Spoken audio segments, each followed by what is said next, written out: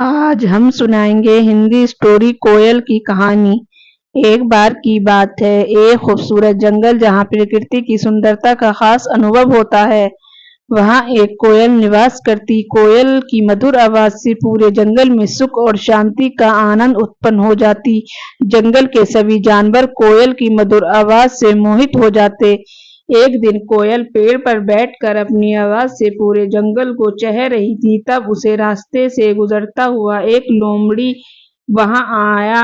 कोयल से कहता है, तुम्हारी आवाज बहुत सुंदर है। कोयल, तुम्हारी गायन को सुनकर ऐसा लगता है जीवन और भी सुंदर हो गया, मगर मोर की तरह तुम्हारी आवाज में गहराई की कमी है। जैसे ही मोर की आवाज दूर दूर तक सुनाई जा सकती है, तुम्हारी आवाज एक दायरे में रह जाती है।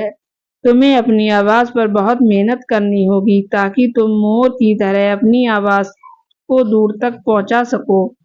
लोमड़ी की ये बात सुनकर कोयल अपने आप में कुछ गलत महसूस करने लगा था। उसकी आवाज में भी प्रेम प्रसन्नता का एहसास नहीं हो रहा था। वो दिन भर अपने आप से उसी उलझन में खोया रहा, लेकिन उसका कोई उत्तर नहीं मिला।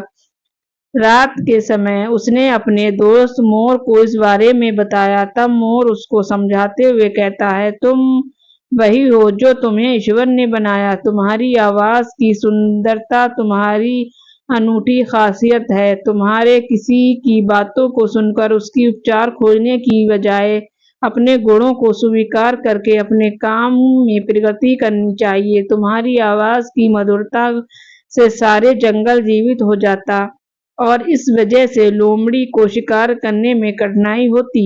इसलिए तुम्हें वो जंगल से भगाने की चाल रचा, बाकी तुम्हारी मर्जी। कोयल ने मोर के उपदेश को सुना और समझा। उसने सोचा, हाँ, मोर सही कह रहे हैं। मुझे अपने अलापों में सुधार करने की बजाय अपनी स्वाभाविक को स्वीकार करना चाहिए। इसके बाद गर्मी के मौसम में कुछ महीने के लिए कोयल जंगल छोड़कर गांव की तरफ आकर अपनी आवाज में मधुरता को पैदा करने का प्रयास करता रहता और साथ में मीठे आम के मजे भी लेता रहता और ऊंचे पेड़ पर बैठकर लोगों के साथ आवाज की प्रतियोगिता भी करता रहता। जब कोयल को लगता कि वाकई उसकी आवाज बाकियों से अलग और मधुर है, उसकी आवाज के प्रति लोग प्रशंसा सुनकर आपस में जंगल में आकर मोर को धन्यवाद कहकर फिर से अपनी मधुर आवाज में पूरे जंगल को चहचहा रहता। इस कहानी से हमें ये सीखने को मिलता है कि हमें अपने स्वाभाविक गुणों को बदलने का प्रयास करने की बजाय उसे स्वीकार करके स्वयं को बेहतर बनाने की कोशिश करनी चाहिए।